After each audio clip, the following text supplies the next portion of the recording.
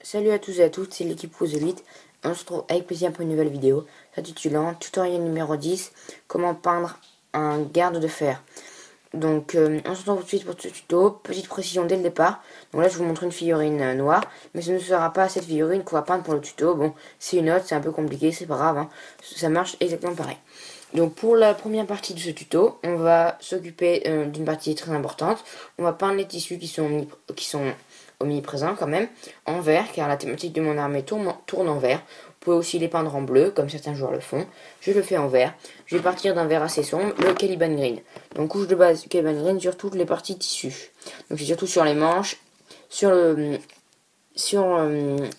la veste donc, qui se trouve devant et derrière, et sur la figurine qu'on va peindre, il y a aussi un petit manteau, donc là, en dessous de la barbe. Voilà.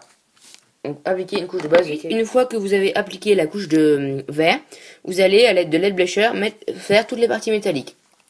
Donc le métal de la hache, la cotte de maille, le métal de l'épée, une partie du casque. Donc vous voyez que le casque est un peu en relief. Les parties en relief, vous ne vous occupez pas. C'est les creux, donc l'arc. Ici, là, le petit arc de cercle, vous allez le peindre en LED Blécher, les arcs de cercle de tous côtés. Un code de maille, et sur celui-là, il y a des sortes d'armures qu'on peut retrouver un petit peu comme dans les figurines guerriers naines.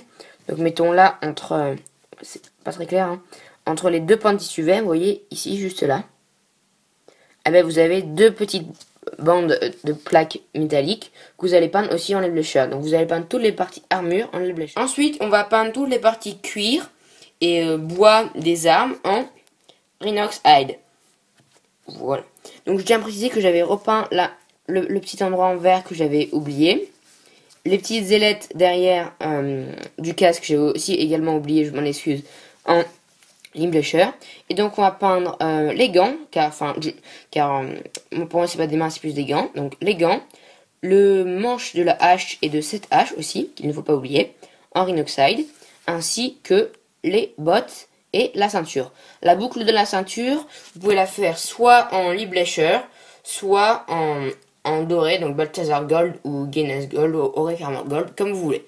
Je ne vais pas m'attarder de suite. On va s'occuper de toutes les parties dorées en Guinness Gold. Certains, Balthazar Gold, excusez-moi. Certains du coup commencent en Guinness Gold, mais moi je préfère commencer en Balthazar Gold pour que ce soit un petit peu plus sombre au départ.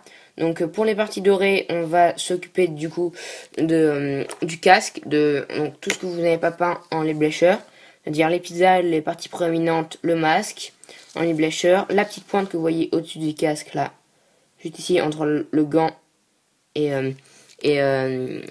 donc là vous voyez pas très bien, mettons là la petite pointe du casque en lait Blécher. Qu'est-ce qu'on va peindre en lait Blécher? Je vais vous montrer sur cette figurine, bon, ça gâche un peu le suspense, c'est pas grave. Donc principalement le casque, et si vous voulez la poignée de l'épée. Donc ça c'est comme vous voulez, soit en Rhinoxide, soit en lait Blécher, soit en Balthazar Gold.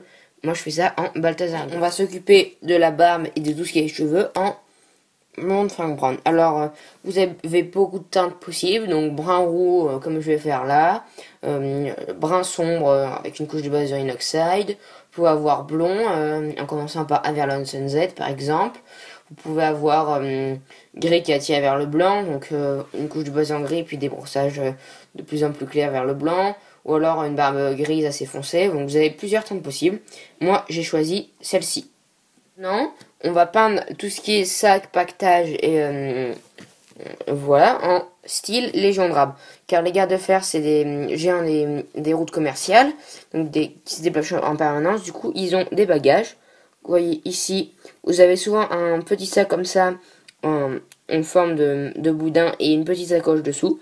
Certaines fois, vous avez d'autres sacoches. Donc, je vais vous montrer, je prends comme exemple ma figurine finie. Voilà, vous peignez ça en style Légion de Rab. Et quelquefois, vous avez une autre petite sacoche ici. Voilà. Donc, vous la peignez en style Légion de Rab. Là, on voit qu'il n'y en a pas. Et si vous voulez peindre la petite attache métallique de la petite sacoche en lait Blécher, libre à vous de le faire. Hein, c'est un détail. Après, les tutos sont là que pour donner une idée générale. Vous êtes libre de les appliquer comme vous voulez. Ça y est, les couches de base sont terminées. On va passer au lavis. Un lavis de Nuln sur toutes les parties vertes. Donc vous pouvez utiliser le Bieltan Green, mais moi j'aime bien utiliser le Nuln et aussi je n'ai pas le Bieltan Green. Donc ça c'est comme vous voulez. Donc sur toutes les parties vertes, les parties en armure, les Blécher, Et un deuxième lavis de Seraphim Sepia sur toutes les parties marron, Rhinoxide, sur la barbe et sur le métal. Vous pouvez, sur le doré, excusez-moi. Vous pouvez utiliser de l'Agrax Archat sur le doré comme bon vous semble. Ensuite, après avoir passé les lavis, on va appliquer les premiers éclaircissements. Premiers éclaircissements sur les métaux. Vous allez donc appliquer un brossage sec sur toutes les parties armure, côte de maille en Iron Breaker. Et ensuite, pour éclaircir les deux haches et l'épée, vous allez les éclaircir soit sur les parties hautes, les reliefs, ou en brossage sec si vous êtes plus à l'aise. Mais pour les côtes de maille, je vous conseille de le faire en brossage sec. Déjà, ça prend beaucoup moins de temps et ça donne un très bel effet sur ce type d'armure. Ensuite, éclaircissement sur le doré en Gehennas Gold.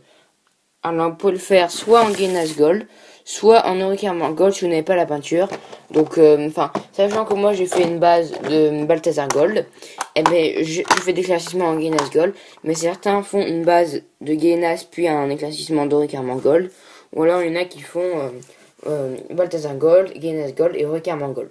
Moi j'ai fait un Gehennas Gold, donc sur les parties dorées, c'est le pommeau de l'épée et le casque. Non, s'occuper d'éclaircir les sacoches. Le sac de couchage qu'on trouve ici. On les avait peints avec une couche de base de cils légion rame. On va maintenant faire un éclaircissement de XV 88. Donc de la manière dont vous voulez. Moi je pense que je vais le faire en brossage sec. On va maintenant s'occuper de l'étape clé de cette figurine. Tous les éclaircissements de tissu. Moi je les ai pas en vert, donc on va éclaircir dans les tons de vert. Premier éclaircissement en Why Flèche. Deuxième éclaircissement en Lorraine Forest. Et si vous voulez faire un troisième éclaircissement, je vous conseille le mood green. Mais bon, moi je ne vais pas en faire un troisième, tout simplement parce que le but d'Ayan de faire, c'est pas non plus qu'il se fasse repérer à des kilomètres sur la route commerciale. Donc c'est pour ça que je vais quand même garder un teint assez sombre. Alors, on va éclaircir donc toutes les parties hautes, vous voyez qu'il y a pas mal de relief, surtout sur ces tissus-là, un petit peu moins sur les manches. Alors moi, je vais plus les appliquer sur les parties hautes, mais il m'est arrivé de faire une technique assez bizarre, de faire un brossage à sec, du coup qui était un petit peu trop accentué. J'avais refait un lavis dans les creux, puis sur les parties hautes. Donc là je pense que je vais faire que sur les parties hautes, et si c'est peut-être pas accentué et pas assez prononcé, ou je vais voir, en tout cas je vais éclaircir avec ces deux peintures. Et après avoir effectué les éclaircissements qui sont très importants, on va s'occuper de la barre. J'ai choisi de faire un ton brun rouge, je vais donc appliquer un éclaircissement de Translayer orange. Le Fire Dragon White conviendrait aussi, mais bon, c'est pour un rendu un peu plus clair. Certaines personnes font une couche en orange et un lavis. Moi, je fais de cette façon. Libre à chacun de faire comme il veut. Donc, un éclaircisse, un brossage à sec, un Fire Dragon Translayer orange, excusez-moi. Maintenant, on éclaircit les parties cuir en Rhinoxide plus blanc, une genre de 60-40-70-30, et aussi fait un minuscule lavis de Nuneuil sur la barbe dans les creux où j'aurais trop poussé mon brossage. Et voilà, après tout cela, votre gain de fer est pro au combat.